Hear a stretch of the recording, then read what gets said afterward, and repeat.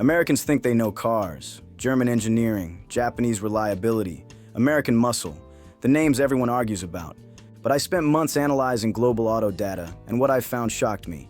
There's a car selling right now for just over $10,000. A real car, 4 seats, 6 airbags, touchscreen, fast charging, 190-mile range. Engineers from Michigan tore one apart and called it amazing. Governments across 3 continents have responded with tariffs, quotas, and investigations just to slow it down. And it has already conquered markets across 6 continents. You can't buy it in America. And the reason why tells you everything about where this industry is really headed. This is the story of how one country quietly built an automotive empire, while the rest of the world wasn't watching. Why this matters to Americans. Let's talk about you, the American car buyer. You pay more for a new car than almost anyone on earth. The average transaction price hit $50,326 in December 2025, a record high. The average monthly payment, $772. That's a mortgage payment in half the country. 20% of buyers are now locked into payments over $1,000 a month. $1,000 a month for a car. The cheapest new car you could buy in America was the Nissan Versa, $18,330. Nissan just killed it off. Automakers say they can't make enough profit on cheap cars anymore, which means today there is not a single new car in America that starts under $20,000. The cheapest new electric car, $29,000 before taxes. A Tesla starts in the high 30,000s and goes up from there. Here's what you're not being told. There's a fully electric car, touchscreen, wireless charging, 6 airbags, fast charging, being sold in other countries right now for just over $10,000. Not a golf cart, a real automobile, with 190-mile range. Engineers at Caresoft Global, a teardown firm 15 miles from Detroit, took one apart and said it doesn't come across as cheap. Amazing engineering, unexpected quality. That company has nothing to do with the industries everyone assumes build the world's cars. And that fact alone is what makes this story so uncomfortable for the people who run this industry. So we rank the 4 biggest car-producing powers on Earth by their actual success in the global EV revolution. Number 4 will frustrate you. Number 3 will surprise you.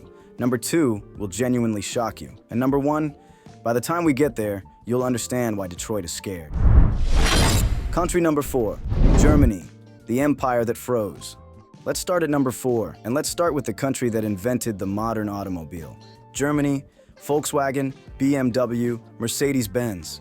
These aren't just car companies, they're a way of life for an entire nation, millions of jobs, decades of dominance, the global gold standard for engineering. So how does the country that invented the car end up at number 4? Problem number 1, they owned the wrong market. For decades, VW was the dominant brand in the largest auto market on the planet. They entered that market in 1984. At their peak in 2019, VW sold 4.23 million vehicles there alone, untouchable. Then the EV revolution hit that market faster than anywhere else on Earth.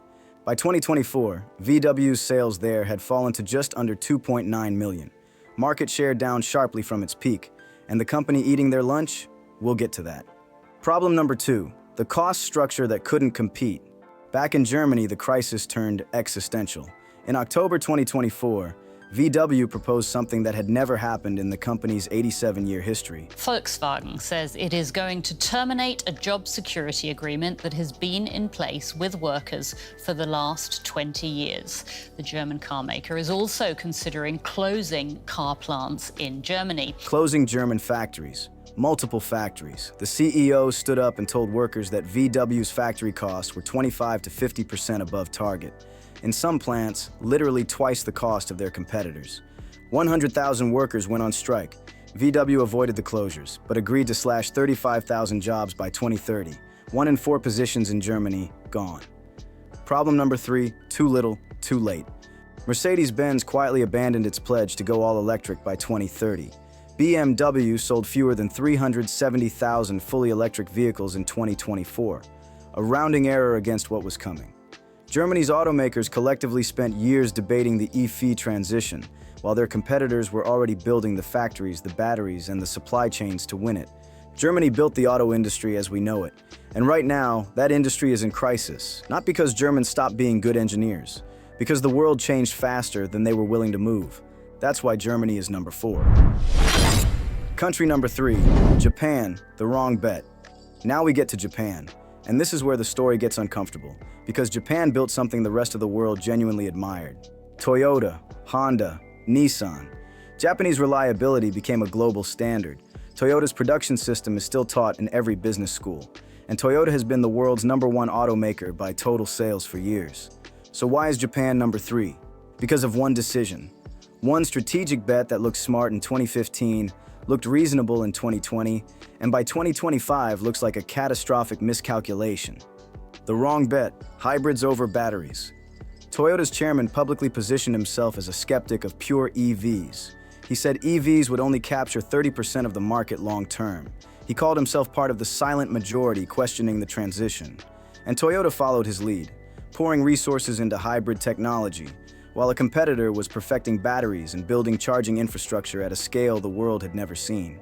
In 2024, just 1.4% of Toyota's global sales were fully electric vehicles. 1.4%, from the world's largest automaker. And here's the moment that should have been front-page news in America. A foreign rival outsold Toyota in fully electric vehicles in Japan itself. In Toyota's home country, in 2024, the collapse.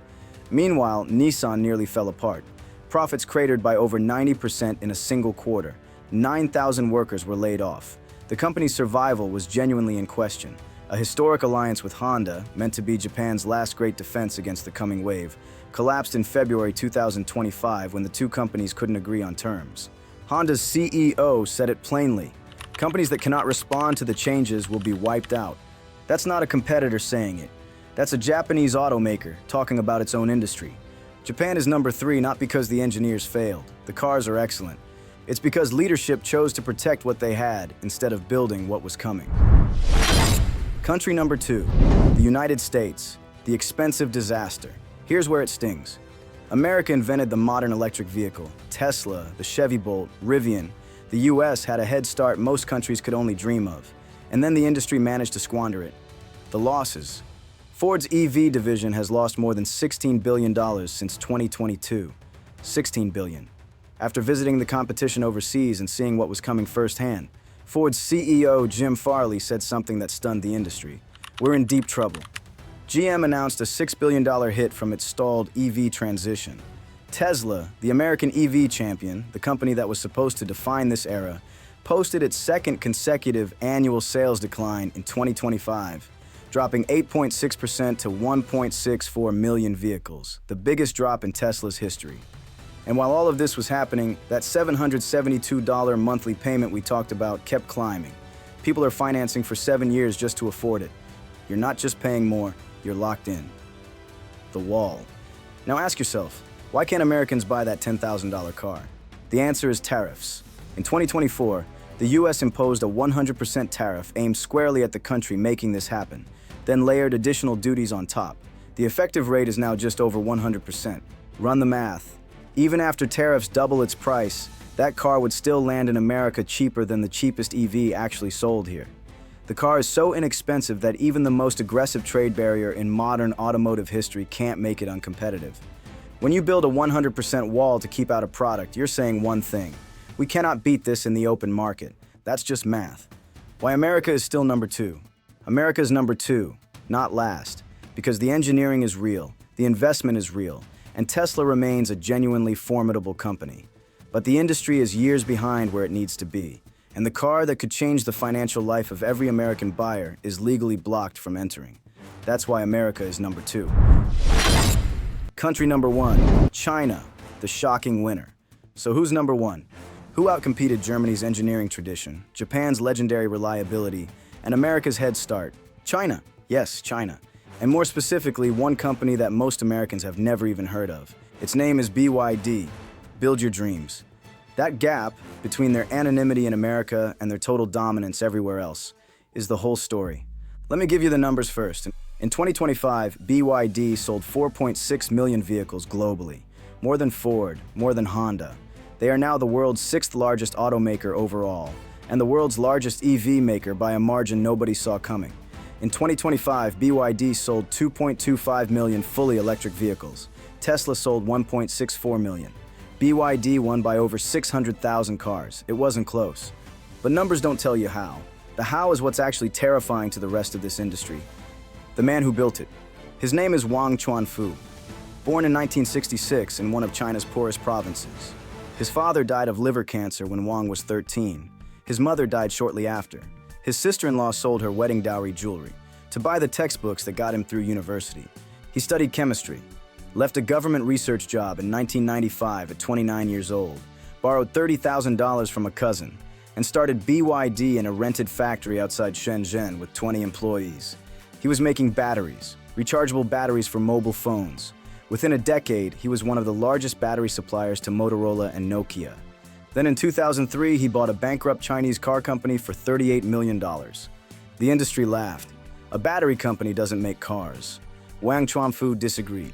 In 2008, Warren Buffett's partner, Charlie Munger, convinced Berkshire Hathaway to invest $230 million in BYD. They held for 17 years. When they sold, the investment had returned over 20 times their money.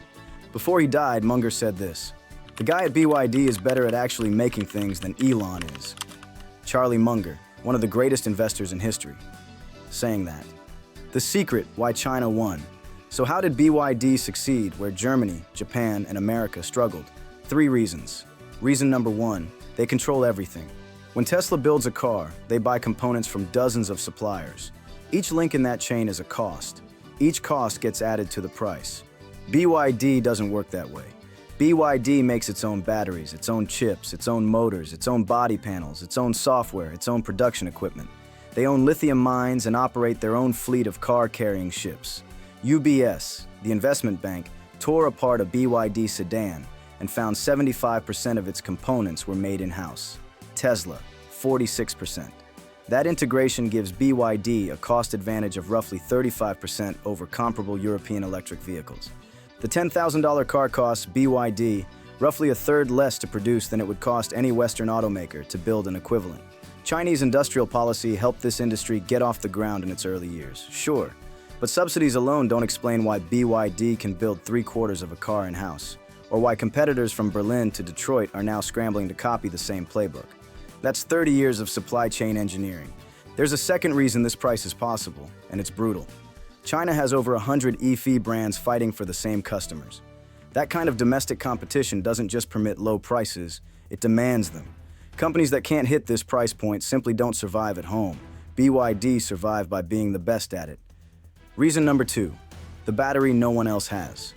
BYD's Blade battery uses lithium iron phosphate. No cobalt, no nickel, no ethically compromised supply chains. Cheaper to make and dramatically safer. There's a test called the nail penetration test. Drive a nail through most EV batteries, they catch fire. Some explode.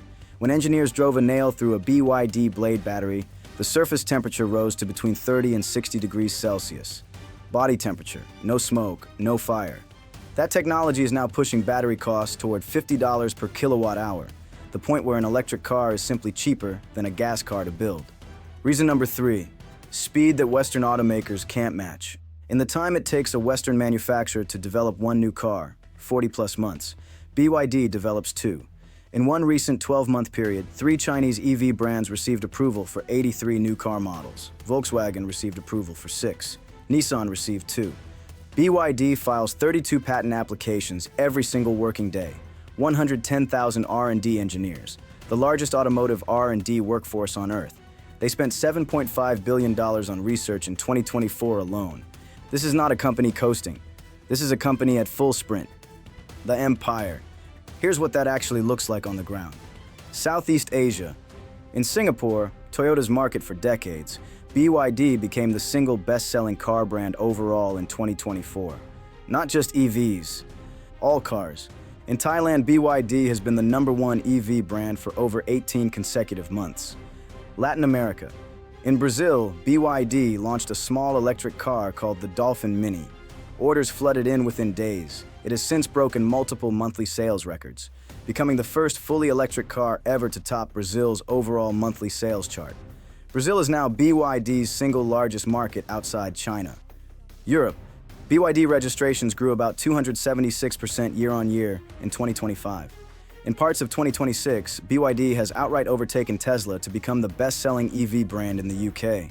They're already building a factory in Hungary, the first major Chinese passenger car plant on European soil, with trial production underway and full-scale assembly ramping up as we speak. North America, right next door. And here's what should give every American pause. In Mexico, Chinese brands dominate the EV market, with BYD alone capturing roughly 70% of it. And Canada, sharing America's northern border, just went further. A new trade deal cut Canada's tariff on Chinese EVs from 100% down to 6.1%. BYD has confirmed it's moving in. Dealership talks are already underway in Toronto, Vancouver, Montreal, and Calgary. The United States isn't just missing this car, it's the one country left standing between two neighbors who already said yes. Why Americans are missing out? So here's the question.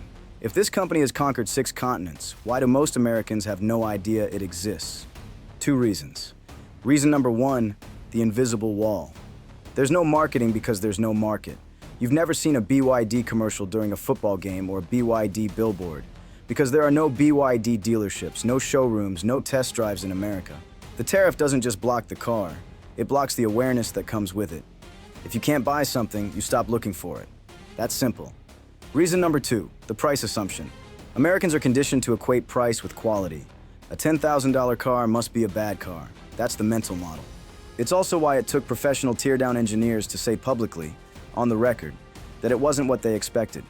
The assumption is that strong. The result, a company that beat Tesla, outsells Ford, and operates in over 100 countries, is essentially unknown in the world's wealthiest car market. Here's where we are. In 1995, a chemist borrowed $30,000 and started making batteries in a rented factory. In 2025, that company sold 4.6 million vehicles, outsold Tesla by 600,000 EVs, and built an electric car for just over $10,000 that engineers in Michigan called amazing. Germany responded with factory closures and 35,000 job cuts. Japan responded with a failed alliance and EV sales at 1% of its own domestic market. America responded with a 100% tariff wall and $16 billion in annual losses. And China responded by opening factories in Brazil, Thailand, and Hungary, becoming one of the top 4 car brands in Mexico, and now watching Canada open its own door at a fraction of the old tariff.